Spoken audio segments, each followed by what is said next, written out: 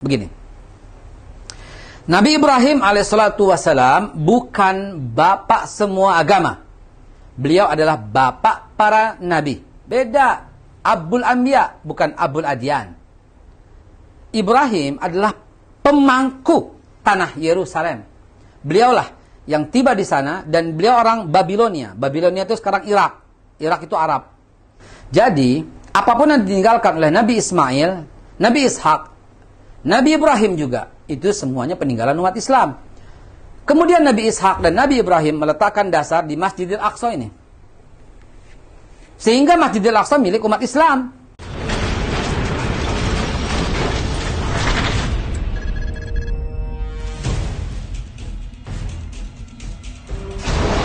Assalamualaikum, Be. Waalaikumsalam. Tumben. Ada apa? Itu lagi rame. Katanya Babe dibully, katanya bela Israel. Gimana tuh, Be? Gini ya, ada dua yang bela Israel ya. Satu orang gila, yang kedua orang yang udah murtad ke agama Yahudi.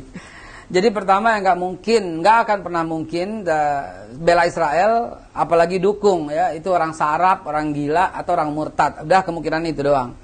Jadi saya sejak tahun 2005 udah bergabung dengan mereka pembebasan Palestina. Pembebasan Masjidil Aqsa. Jadi yang bully-bully itu ya kesian juga sih, karena kemakan isu yang disebarkan oleh kelompok ya jahat lah gitu, yang motong langsung, yang motong dari lengkapnya gitu loh. Padahal yang saya jelaskan itu adalah awal mula terjadinya konflik sebelum terjadi serangan di Gaza, itu ada sekelompok manusia bejat, biadab, laknatullah yang mengambil tanah orang Islam Palestina di Sheikh Jarrah. Dan kemudian ada di Old City diiming-imingin, dan kebetulan teman saya yang diiming-imingin, dia cerita berapapun nggak akan dijual gitu. Dan saya udah siarkan itu pada waktu Damai Indonesiaku di TV One, udah jelasin lengkap tentang kejahatan Israel. Lalu kemudian diwawancara lagi, tapi dipotong karena saya cerita kronologis dari apa namanya, Chief Security Guard di Masjidil Aqsa.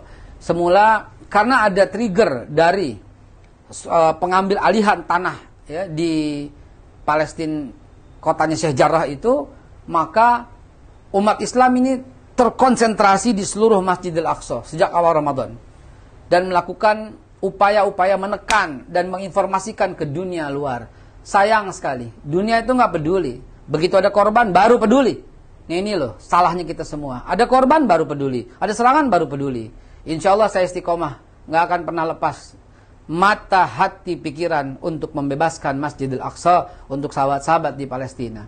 Lalu kemudian ketika diwawancara saya sampaikan konsentrasi udah banyak, lalu tentara Israel ini pakai senjata masuk ke masjid. Ya marah dong.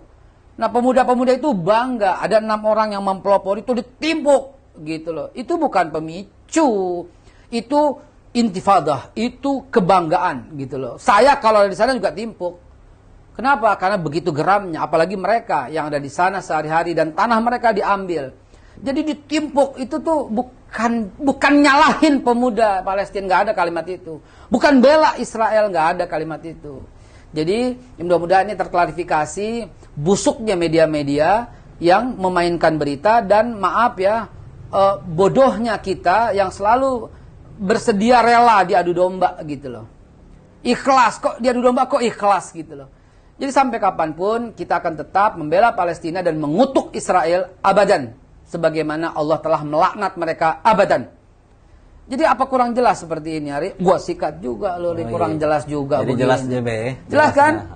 Jadi kan berita banyak yang ya itu dia, potong bilangin gara-gara pemuda inilah. Siapa yang bilang begitu? Babe bela Israel. Udah sarap gila apa? Jadi teman-teman luruskan ya, yang melihat video ini sampaikan gitu ya, nggak mungkin lah, ya nggak mungkin. Saya sejak tahun 2005 loh ya udah bergabung dengan mereka ya, entah udah berapa, ya Allah kalau saya mau cerita ya, sumbangan kita ke rumah sakit, kaki palsu yang kita pasang untuk para veteran, ya Allah ya Rabbi, ratusan gram emas yang kita selundupkan untuk mereka, ribuan dolar yang kita sampaikan, ya Allah ya Rabbi, udahlah. Biar Allah Subhanahu wa taala yang akan La haula wala quwata illa billah. Yang benar itu akan kelihatan benar, yang salah itu akan kelihatan salah. Mari bela terus sahabat-sahabat kita di Palestina. Kutuk selama-lamanya Israel abadan, karena mereka Zionis yang luar biasa jahatnya. Dan oh ya, saya harus jelaskan nanti kapan-kapan apa perbedaan Israel, Zionis, Yahudi. Itu mesti kita jelaskan juga apa perbedaan mereka. Kapan-kapan kita buat lagi video yang lebih lengkap ya.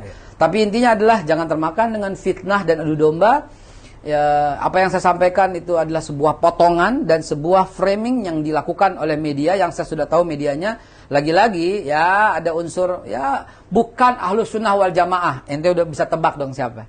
Ya, bukan Ahlus Sunnah wal Jamaah. Biasa ya. Dan mari jangan sampai kemakan fitnah, kita sebarkan. Mudah-mudahan ini cukup menjelaskan. Ada lagi nggak yang pertanyaan? Udah, Be. Kayaknya udah cukup. Cukup ya? Klarifikasinya, mohon ya, terima kasih klarifikasinya. Bukan klarifikasi juga sih, gue tanya jawab aja apa yang lo tanya. Iya, jadi kan banyak dari teman-teman juga yang nanya. Nah, jadi biar jelas, biar nggak ada kesalahpahaman. Jadi udah jelas semuanya. Insya Allah ada terang itu ya. Terang ya, terang mudah-mudahan. Ya, kita itu apa ya? Belajar dari mana saja. Tapi tetap akidah, ghirah, marwah, izzah, iffah, tetap kita berada dalam lillahi kalimatillah, meninggikan kalimat Allah. La ilaha illallah Muhammad Rasulullah. Itu yang mesti kita pegang. Berarti kita tetap itu katanya bela Palestina ya tadi. Sedih kita, oh jelas dong, sampai mati juga. Kalau perlu pada waktu kita ke sana sekalian, kita berjuang ya untuk membebaskan Masjidil Aqsa. Kan gini ya, Anda jelasin konflik Palestina 1 menit. Ya, 1 menit. Begini. Nabi Ibrahim alaihissalatu wassalam bukan bapak semua agama. Beliau adalah bapak para nabi. Beda. Abul Anbiya, bukan Abul Adyan. Ibrahim adalah pemangku tanah Yerusalem. Beliaulah yang tiba di sana dan beliau orang Babilonia. Babilonia itu sekarang Irak. Irak itu Arab. Beliau menikah dengan Sarah dan Hajar. Dari Sarah lahirlah yang mulia Nabi Allah Ishak, yang dari Hajar lahirlah yang mulia Nabi Ismail. Dari Ismail lahirlah bangsa Arab. Dari Ishak lahirlah bangsa Yahudi. Baik bangsa Arab maupun bangsa Yahudi, seluruhnya agamanya Islam. Seluruhnya agamanya Islam. Lihat surat Al-Baqarah ayat 132. Lihat surat Al-Hajj ayat yang ke-78. Walaupun Yahudi mengklaim Ibrahim itu Yahudi. Walaupun Nasrani mengklaim Ibrahim itu Nasrani. Al-Baqarah 140. Tapi Allah memutuskan dan menjawab semua dengan mengatakan makana Ibrahim Yahudian wala Nasranian walakin kana Hanifah Muslimah. Ibrahim itu bukan Yahudi, bukan Nasrani, dia seorang Muslim. Al-Imran 67. Jadi apapun yang ditinggalkan oleh Nabi Ismail, Nabi Ishak, Nabi Ibrahim juga, itu semuanya peninggalan umat Islam. Kemudian Nabi Ishak dan Nabi Ibrahim meletakkan dasar di Masjidil Aqsa ini, sehingga Masjidil Aqsa milik umat Islam. Dan Nabi Ibrahim dan Nabi Ismail meletakkan dasar di Masjidil Haram. Jelas Masjidil Haram dan Masjidil Aqsa warisan umat Islam dan diabadikan dalam Al-Quran. Subhanallazi asra bi abdihi lailan minal Masjidil Haram ilal Masjidil Aqsa. Ini disebut dalam Al-Quran. Dan wasiat Nabi untuk menjaga Masjidil Haram dan Masjidil Aqsa dengan keutamaan beribadah di dalamnya. Jadi jelas, konflik itu adalah karena mereka, laknatullah Israel, pingin ambil alih ini. Nggak usah pakai berdebat. Quran. Kembalilah ke Quran, kembalilah ke hadis. Nggak usah pakai sejarah ini itu yang diselewengkan oleh Israeliat atau yang mana. Balik aja ke Quran. Ini warisan umat Islam. Ini mesti dijaga sampai titik darah penghabisan. Baik Masjidil Haram maupun Masjidil Aqsa, dua-duanya simbol umat Islam yang sekarang ditambah oleh Rasulullah yang dengan Masjid Nabawi. 3 masjid ini harus berada dalam genggaman umat Islam.